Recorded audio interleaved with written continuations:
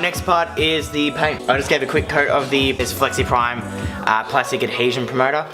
You just give a quick whirl on that after, of course, prepping. So you might want to sand down any rough edges. Make sure the plastic's really clean, like as clean as you can get it. Obviously, you have any bit of dirt or anything on there, it's going to affect the paint job. So once you've prepped it and it's all done, give it a whirl of this Flexi promoter. That'll just help with the paint sticking onto the actual plastic. You'll find the plastic itself is quite a weird, fake plastic chrome looking layer over it. It's a pesser deal, so make sure you get it really good with the promoter, and then you go from there and go onto the base coat of the color, which will be black in our situation. So yeah.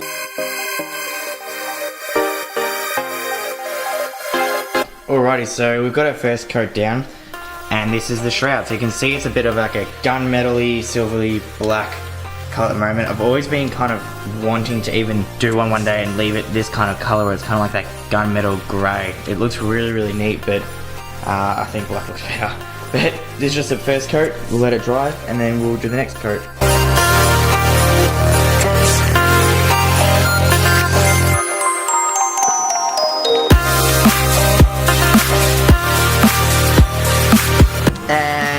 That is the shroud done. So that's had a couple of coats in there, about 3 or 4. Basically, you need to be really cautious trying to get in. I don't know if I can get it on camera, but there's a bunch of grooves and stuff. No, I'm not gonna be able to get it on camera. A bunch of grooves and stuff in here, and the inner circle there, which is actually where the angel eye will sit, but obviously you want that black still anyway.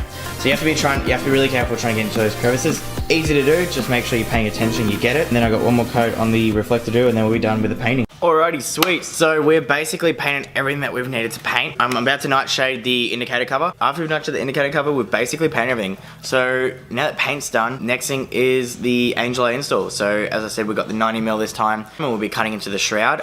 So we'll have like a bit of a 45-degree cutout of that. So basically, part of it, 45 degrees of it, will be hidden behind the plastic shroud, so it looks like a bit of like a reverse C. So we've got that next, and after that we just have to reassemble it, and that's headlight 1 done, and we basically do everything that we've done for this up until now, again on the second one. So angel eyes are up next. They're pretty easy. We'll be gluing them with hot glue as well as running fish line in 3 different points, so in case the hot glue ever fails, the fish line should hold it. As for wiring, we'll be tapping that straight into the Parkers, so we'll be tapping him, so the first switch will be go to the Parker light, and that will activate the angel eye. So they're not going to be constant DRLs like what a lot of people have them set up as.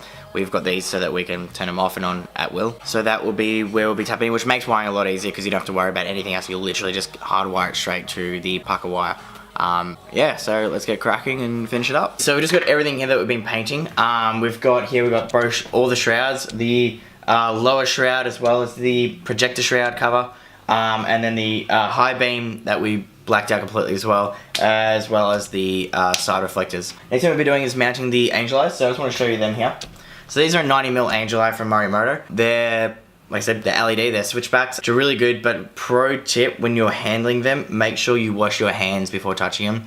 The silicone on the outside has a habit of collecting your dirt and grime off your fingers and keeping it on there. So the last thing you want to do is spend all this time doing it, and then when you finish and you see a nice big black fingerprint of dirt on your angel eye. So now I haven't cut the hole yet, but that's basically how they'll sit. It will be like that. So it'll look really quite aggressive again. We'll be cutting the slit basically in this wall part here and sliding it through as well. So wait, so I've got a little slit there.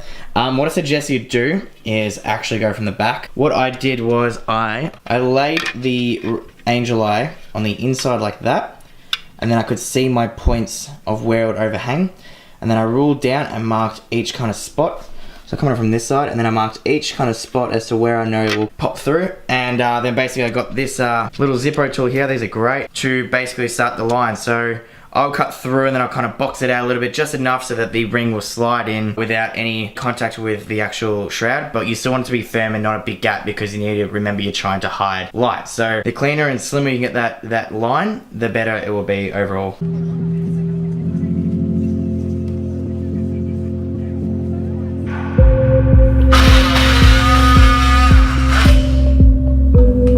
Alrighty, just to give you a bit of an update as to how we're going.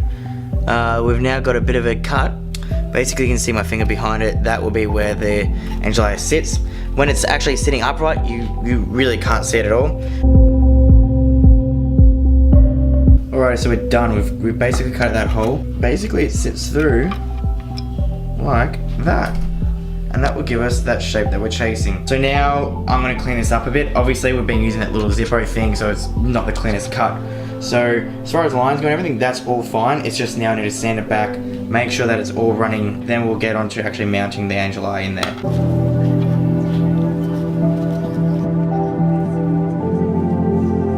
I've got it just sitting there with just some blue tack, so I haven't actually mounted it properly yet. But basically, it's not going to sit all the way through because you still want to obviously look square in the circle. So that's pretty much even there.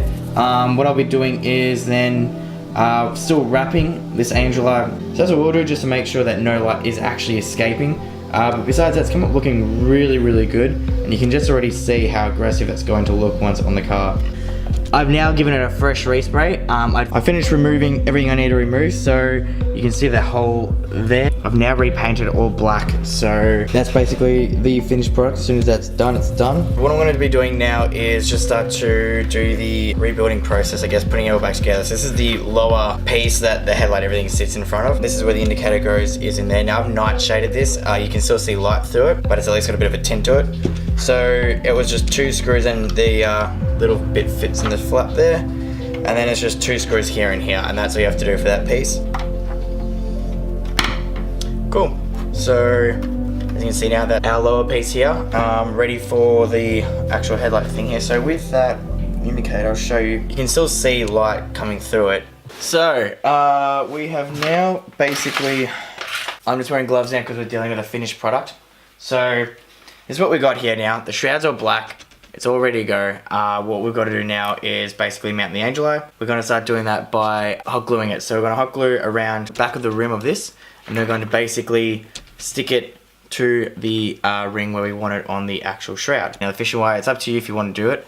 We usually do it as an extra, step to make sure that you won't have any issues in the future. But if you're just doing it for yourself, it usually holds pretty well, but you need to be prepared that if it does come loose and you didn't glue it enough and the glue does go stale and crack and fall off, then you're going to have a ring floating around your headlight.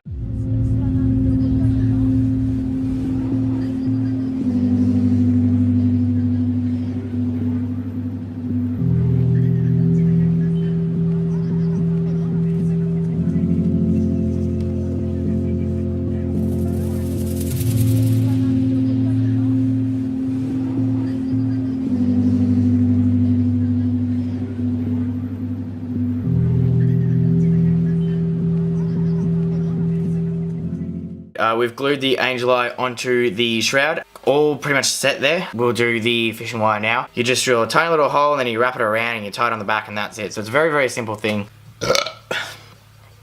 Cool. I just want to show you quickly how it's come up because it looks incredible. So we've got it set up right now to a battery that's pumping it out and it's on and it looks amazing. So I just want to show you quickly.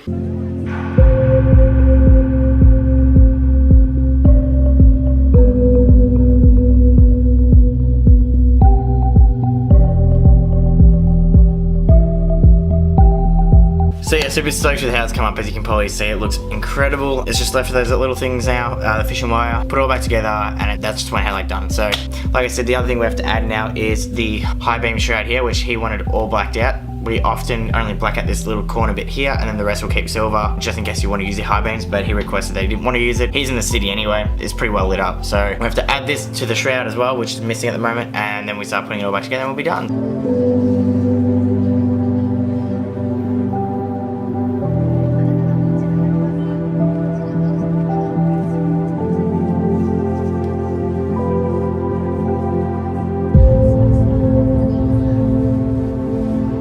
It is now time to put the whole ballast setup here that we've just reassembled back into the main actual headlight case. Now basically all you have to do is slide it back into place. It'll only go in one way, and you'll have to then re-tighten these bolts back up. But remember, this is reverse thread, so you're actually going to be unwinding it from the back, but that will actually tighten the ballast and pull it into the headlight. After you've reassembled this completely, you're going to have to get them re-leveled so your lights aren't blinding everyone that you're heading towards. So just so I'll show you what you're actually winding this into.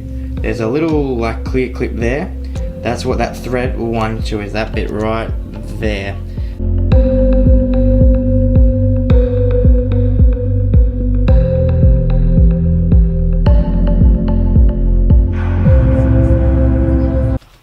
should mention, we need to put this in first, which is actually the side like Parker reflector kind of piece. So we need to put this in first and then we can put in that bottom shroud. So I'm just going to slide it in whilst I can.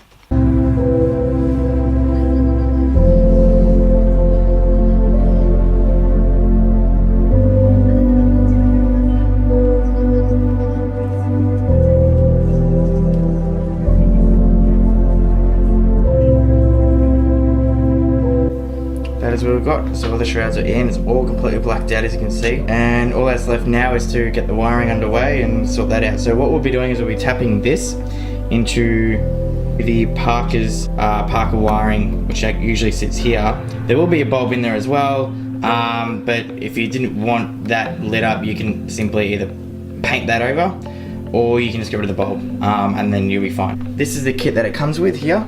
That plugs into the back of the ring, and then we've just got two simple cords here. That's for the switchback, that's not relevant, the orange one. That will be negative and the white one will be positive, and we simply tap that into the wiring kit over here. We shoved it behind. This is the back of the headlight where the low beams go. That's the high beam spot there. Basically, we've run the cord that attaches to the angel eye to the bottom. There's a little HID spot out here. This is where you normally mount your HID like ballast and stuff, and that's where you can wire it up through there, and you don't even have to touch the cap then. So that's the plug. We're basically going to plug in the kit that it came with into that, and then we're going to just tap in with the positive and negative wires into here is the Parker here, and we're simply going to tap into this cord here, and that means as soon as you flick that switch to turn the Parkers on, your angel eyes will come on instead. Okay, now what we'll be doing is we're going to be wiring in the angel eye to the main harness. So I've set the harness back up.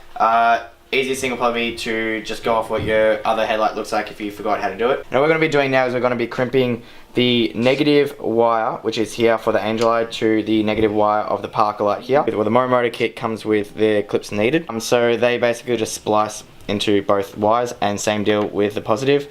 So blue's positive on the harness and white will be positive on the angel eye.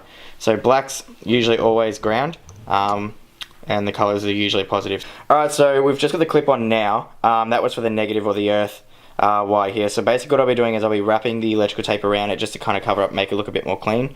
And then what we'll be doing next is we'll be doing it for the positive wire, which will be for the white one on the Morimoto kit here. We've just set up this headlight on Harry's car to test out. So basically once we've wired it up, we want to go just plug it in without putting the case in case we have to change anything. Just to make sure that the ring and everything works. Just going to turn it on.